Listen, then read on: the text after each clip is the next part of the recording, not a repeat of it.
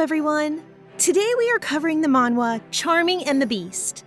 Please like, comment, and subscribe if you like this video, and tell us what you think. It helps us a lot. Okay, here we go!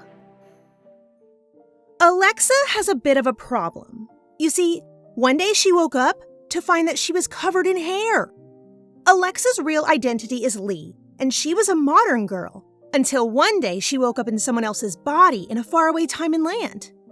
The body's name is Alexa, and she was cursed to become an incredibly strong beast, and a man that shares her circumstances keeps getting in her way. Alexa will do anything to survive, even if it means becoming evil. Will she? Alexa has woken up, covered in fur. Her maid checks in on her, and she is surprised to see her princess in such a beastly form. I mean, really, who wouldn't? Alexa wants to soothe her maid and tell her everything will be all right, but Alexa herself doesn't exactly think that right now. Alexa can't remember anything. She doesn't even know that her sister, Princess Ariel, has visited her. Ariel is Alexa's older sister and the princess of the country, and when she visited, the maid explains that Alexa went and hid in her room. She then explains to Alexa how when she was only 7 years old, she was cursed by a witch who visited her and her family at a villa.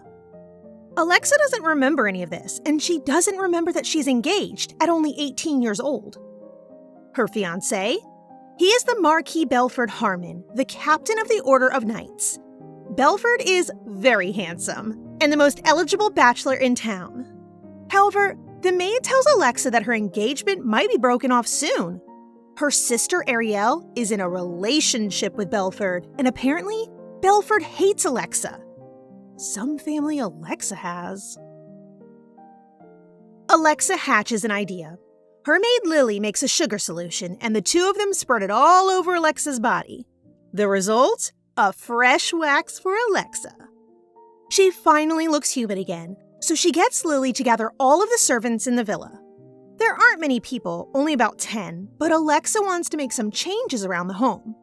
First, she has the chef make a meal, and he makes a whole feast of very rich foods. There's no way that she could eat all of this food, and the chef says that the diet was specially made for Alexa by her sister Ariel. Alexa doesn't like that her servants are still taking orders from her sister, so she tells them all that from now on, their master is her. Her servants Lily and Jen then set out to give Alexa a makeover. They want her to be the prettiest girl in the kingdom, and it doesn't look like they've done too badly. In 3 months, Alexa is completely unrecognizable, and she's also taking care of the household finances. Maybe I could get Lily and Jen to fix my life next. While looking at the finances, Alexa realizes that some things aren't right. Is Ariel trying to ruin Alexa? Princess Ariel is going to visit her sister. She has heard that Alexa is changing her diet and the way the villa is being run, and she isn't happy about it. Neither is a very mysterious Muller Hurton, who sent Ariel a letter telling her to visit her sister. Meanwhile, Alexa is training with a knight, and her skills are scary. She's strong enough to cut through even stone. But soon, Lily stops the training. Ariel is here, and at first, she doesn't even recognize Alexa without her beastly appearance. Alexa takes advantage of Ariel's surprise, and she tells her that the magic over her has been lifted. Ariel doesn't believe her, but Alexa uses her strength to break a glass by just tapping it, proving to her sister that Alexa is still Alexa. Ariel seems to be relieved that her baby sister's curse is lifted, but Alexa doesn't exactly believe her. However, she tells Ariel that she wants to work with her, together, and Ariel agrees. She decides to take her baby sister to the palace. The capital, the Felipe Palace, is a grand sight. Everyone has been working tirelessly for the king's birthday, which comes in 3 days. Alexa hasn't seen her sister Ariel ever since Ariel convinced her to move back into the palace, and she wonders if she will see Ariel at the king's party. Ariel has given Alexa a new maid, Rachel, but Rachel isn't too happy to be working with Alexa, so she's rude as can be to Alexa. Alexa slaps her, reminding her of her place. I guess that's one way to make sure your maids behave. Yikes. On the day of the king's party, Alexa has a beautiful dress made, and she hopes it gets under Ariel's skin. When Alexa walks in, she takes everyone's breath away. She is spectacular in her new dress, and even the king has to agree when she comes to greet him and wish him a happy birthday. The king can't believe that it is really Alexa, and he proclaims that her new appearance was a gift from the goddess Demeter and a blessing to the kingdom. As Alexa leaves to greet her sister, she catches a glimpse of a man with black hair and black eyes. But who is he? Alexa's younger brother Wilhelm grabs Alexa just as she makes eye contact with the mysterious man across the floor. He tells her that the man is the Grand Duke Verkelon. He is called the Cursed One. 30 years ago, the king agreed to marry the daughter of the devil and make her his queen. Since the queen was half demon, her ferocity led to her quick execution. Duke Verkelon is her son. As Prince Wilhelm recounts the story, Ariel interrupts them, wanting to introduce Alexa to her noble friends. Alexa sees right through Ariel, and she knows that Ariel really wants to embarrass her in polite society. In response, she spills a glass all over Lady Rafaciel, and she says that Rafaciel is too attached to her dress. Alexa further explains that Rafaciel needs something else to attach herself to, like Alexa, who has titles and wealth as the second princess in the Felipe Kingdom, as well as her strength as the beast of the kingdom. People gather around to see the drama, and Rafaciel runs away. Marquis Belford has seen everything that has happened, and he asks Ariel to dance, flaunting the affair in Alexa's face. Alexa decides to officially dissolve her engagement, as she wants to reinvent herself from the ground up. Everyone is surprised at the sudden nature of the dissolution, but Alexa assures Ariel and Belford that they are a lovely couple. She withdraws, free from her engagement. She goes on a balcony and thinks about her previous life. Alexa used to be a modern girl, but she was hit by a bus, which caused her to be reborn as Alexa. Caught up in her thoughts, Alexa slips off the balcony. Just before she falls, she is pulled back by Grand Duke Verkelon. Alexa is embarrassed and she runs away, wondering how much the Duke has heard. She rushes away, mortified that the night was their first encounter, but she soon settles back into her laid-back lifestyle. Her breakup is the talk of all the servants, and Ariel has been lacking in her duties as well. The day of the hunting competition rolls around and... Ariel, Belford, and Verkelon are there? A few days before the hunting competition, Lily explained the rules to Alexa. Only royalty and nobility can attend, and the men all choose a woman to cheer them on and accompany them. The team with the largest prey wins, and those without a lady are disgraced. The day of the competition, the king starts the competition, announcing that the winner will receive a sword, a bag of gold, and honor on their family name. The prince, Wilhelm, suggests to his father that the Grand Duke Verkelon perform in the hunt in the name of the royal family. Alexa soon realizes that only Verkelon and Belford remain without a partner. But who will Alexa choose? Everyone else soon realizes that Alexa has not chosen a partner. Lord Belford goes with Lady Cecil, leaving Verkelon as the only man without a partner.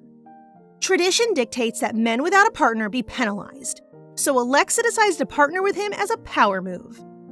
Everyone is shocked, and the king announces the start of the hunting competition. As the teams scatter in the woods for the hunt, Ariel and her ladies come forward with the intent to bother Alexa. One of them asks Alexa if she truly feels nothing now for Lord Belford. Alexa simply says that she never truly felt anything for Belford at all. She just really wants the ladies out of her way, especially since she doesn't want any trouble for herself in her new life. Alexa says that she was simply saving Marquis Belford for her sister, as Ariel could only be engaged after a long time of consideration. Alexa leaves to go to the hunt, but Ariel stops her right as she leaves. Ariel asks Alexa why she broke off her engagement, and Alexa asks Ariel why she didn't take Belford for herself. Ariel doesn't answer, demanding an answer for her question, and she also reminds Alexa that Grand Duke Verkelon is cursed. Alexa doesn't seem fazed by the reminder, since she was a beast, but Ariel says that if Alexa really was a beast, she wouldn't have brought Alexa back to the palace in the first place. What could she have meant? Alexa leaves, meeting up with Verkelon, and he asks her why she partnered with him. He thought that she hated him, but why? Verkelon is used to people avoiding him, and when Alexa ran away from him on the night of the king's party, He believed that she was like the rest, wanting to avoid him due to his curse. She denies this and tries to comfort him, but she smells a thick scent in the air. It seems they both do, because Verkalon turns to leave quickly. Before he can leave, though, Alexa gives him a handkerchief as a favor. She ties it around his bow, and Verkalon goes off to join the hunt. Alexa shortly joins after him, and while she is riding in the forest, she comes across a doe. She lets it go, since she only wants the strongest prey to win the competition. It's gonna be a little difficult to get it, though, because her horse has just run away. Alexa has to trek on foot through the forest, and eventually she comes up on a giant tree. She scales it quickly, and at the top, she sees the other competitors huddled together. They have set a trap for the Grand Duke to wander through, and they want to sabotage his time in the hunt. Alexa swoops down on the group of nobles, telling them to explain their plans to her. They are stunned and don't know what to say. They try to threaten Alexa, saying that she won't get away with surprising them, but Alexa draws her dagger and throws it next to one of their heads as a threat from herself. They quickly tell Alexa the plan, detailing how in addition to their traps that they have laid out for Verkalon, they also have put a spy in the Grand Duke's proximity. Alexa decides that it'll be much quicker to look for the Grand Duke rather than the trap, but she doesn't know why she is looking for him so urgently. Does she like him? Too caught up in her thoughts, Alexa doesn't even notice that she has wandered into a swamp, and she's sinking fast. An hour goes by, and it looks like Alexa might be toast, but Marquis Belford comes along, curiously inspecting the sinkhole Alexa has found herself stuck in. Belford looks less than pleased to see Alexa, but he's her only hope, so Alexa explains that she has been trapped by a few nobles looking to sabotage her. She asks for help, but it looks like Belford is going to leave her stuck in the mud. Is Alexa doomed? Belford swipes at a branch, and Alexa can move again. He explains that the trap was a simple magic trick using erosion. Once the source of the magic is gone, the spell is broken. The Marquis offers his hand to Alexa, but she refuses. Belford responds by lifting her up out of the trap himself, and Alexa is shocked. Just as he sets her down, Verkalon comes into the clearing, curious to know what happened to Alexa. Belford and Verkalon have some tension, with Belford not happy to see Verkalon. As Alexa tries to explain what has happened to her with the trap, the men are still glaring at each other. Verkalon breaks the awkward air by telling Alexa of a stream that she can wash up in. Alexa follows Verkalon, and she thanks Belford as she leaves. At the stream, Alexa realizes that she has misplaced one of her weapons. Verkalon gets up to go get it, but Alexa reaches out to grab him. She slips. Alexa and Verkalon end up in the stream. Verkalon slipped when Alexa grabbed him, and now they're both soaked. Alexa checks on Verkalon, but he cannot figure out why. People are always so afraid of him, and Verkalon remembers how Alexa herself ran from him during the first time that they met. Alexa explained that she ran from him due to being embarrassed. When he arrived, she had been talking to herself and didn't want anyone to hear. Verkalon then gives Alexa permission to call him by his first name. Alexa lets him use her name as well, and he uses his magic to dry his cloak before draping it over her shoulder. The two trek on, and Alexa invites him to tea after the hunt. As they talk, Alexa sees a white flag in the trees, meaning that the hunt might be over. Suddenly, a ball of slime comes right at Verkalon's face. Alexa is quick to make him dodge it, just in time to see a flying plant riddled with teeth aiming itself for their head.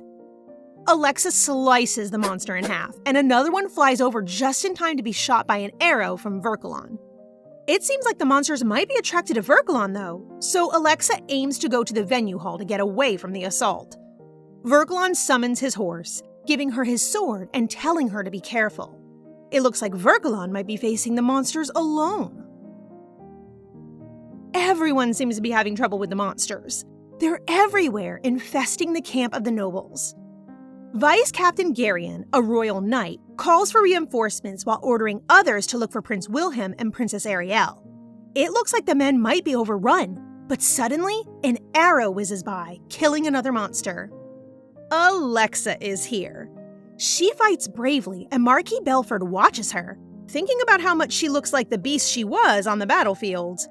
Alexa confronts Belford, saying that she knows the pattern in which the monsters are moving. She tells him to give her the command of the soldiers, as she wants to lead them to the source in order to stop the monster infestation head-on. The men don't move, not wanting to trust her, so she uses her high rank to command them into action.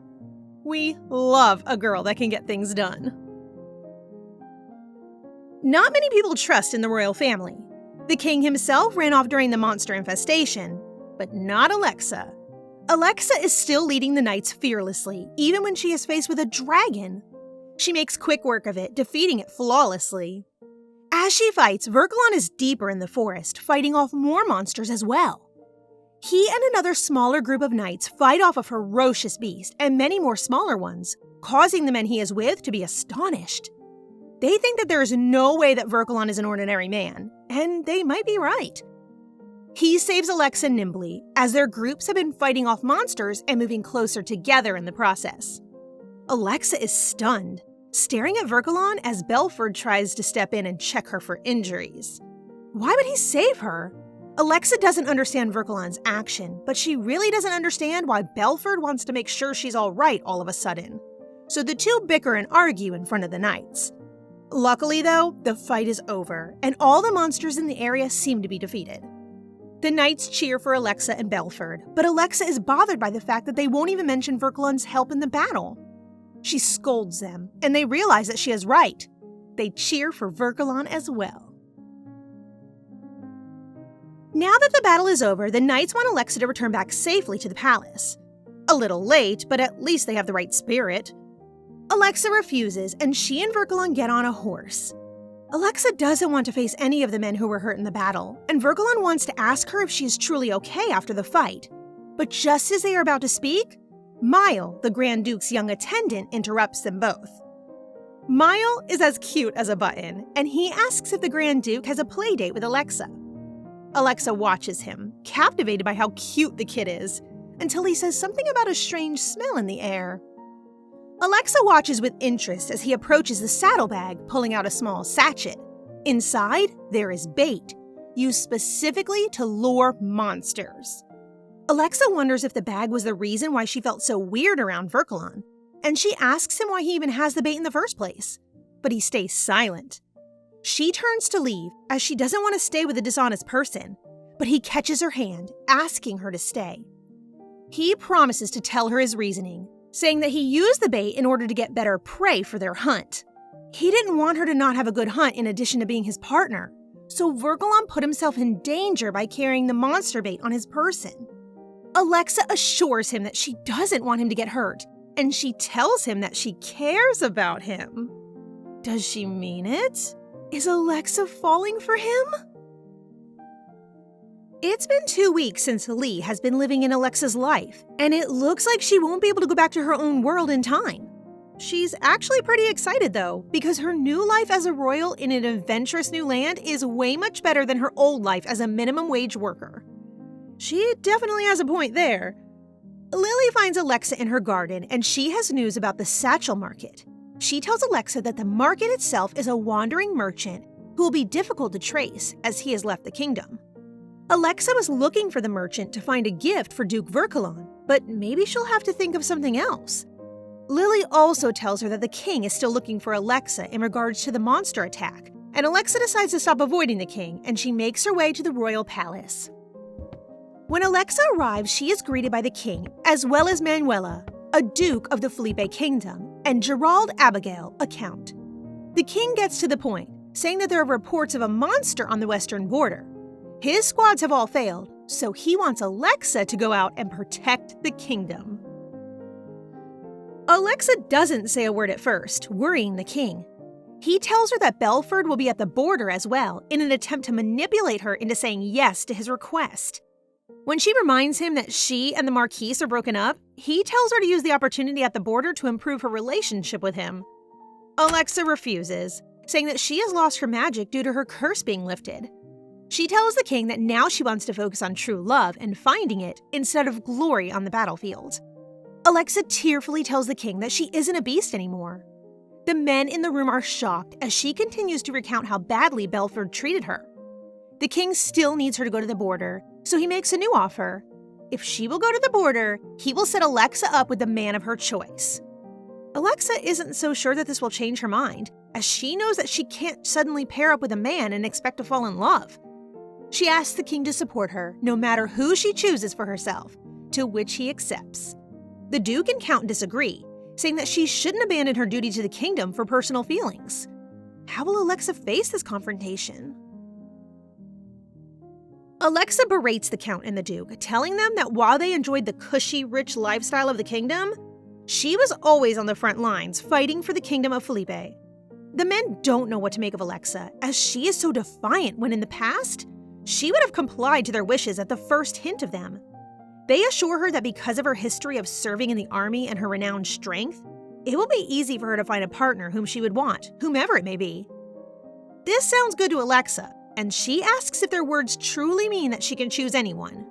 When the men agree, she tells the Duke that she chooses his son, Verkelon. The men are shocked, but the king really just wants to agree in order to get Alexa on the battlefield as soon as possible.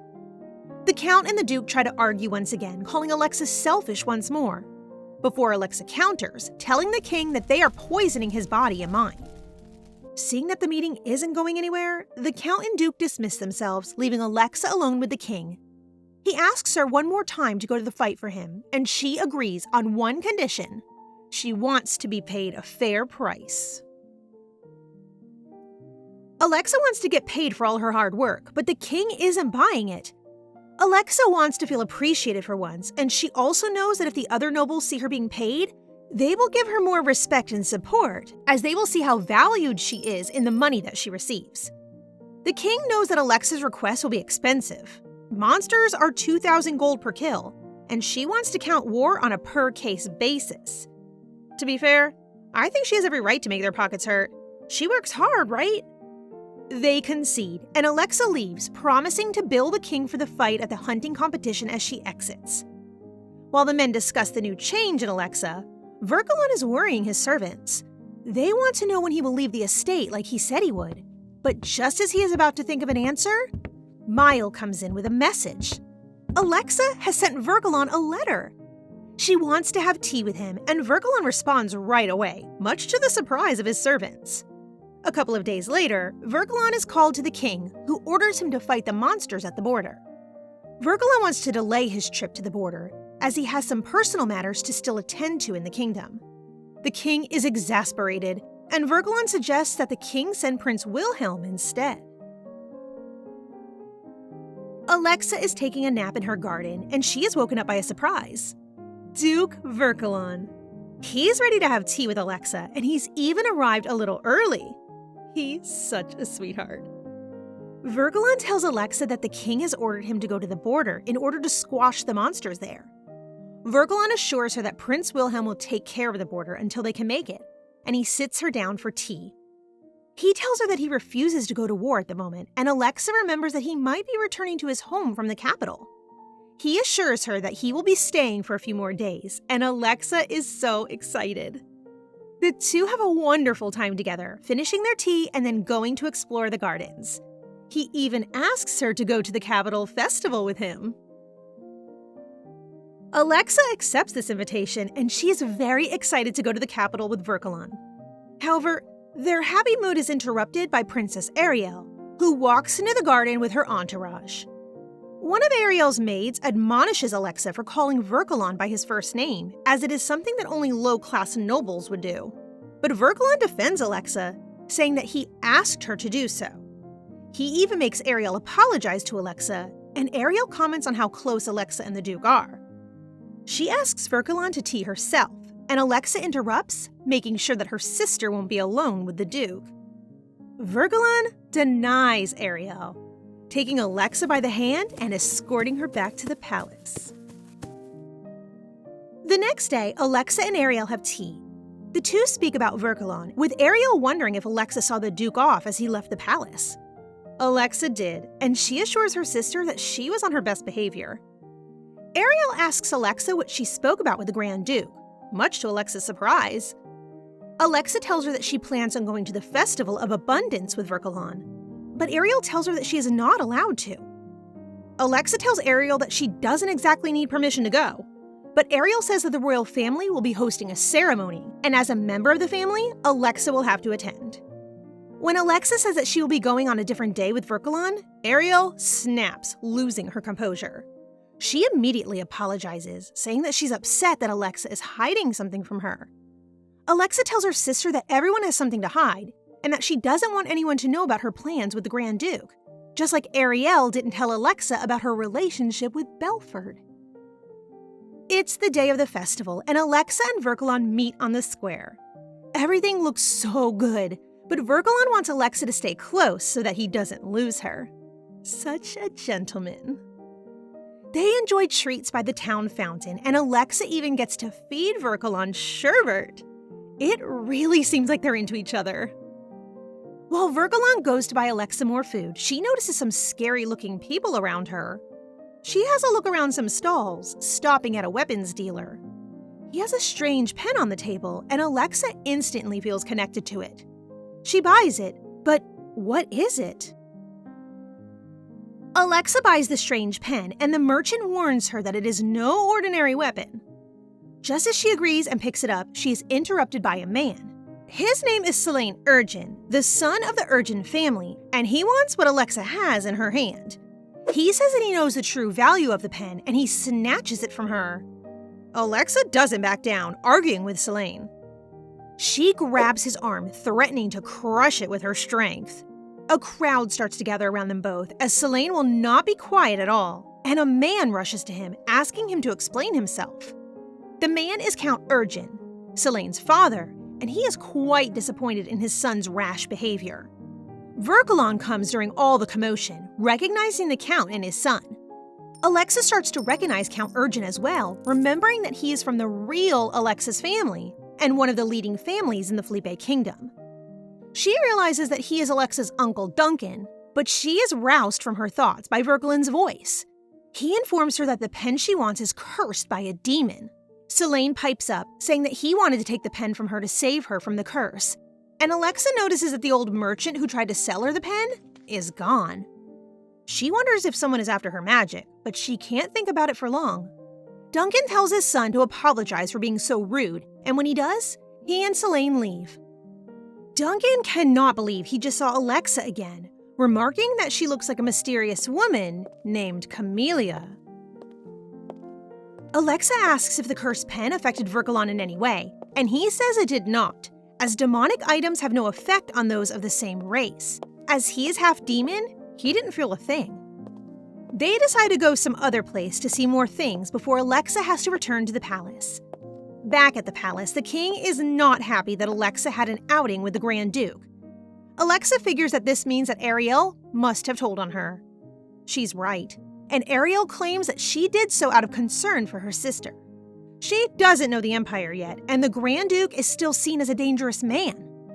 Alexa remarks that it is funny that Ariel believes him to be so dangerous, when just a few days ago, she wanted to have tea with him. She tells Ariel that she doesn't trust her anymore, and Ariel asks Alexa if Verkalon is more important to her than the Empire.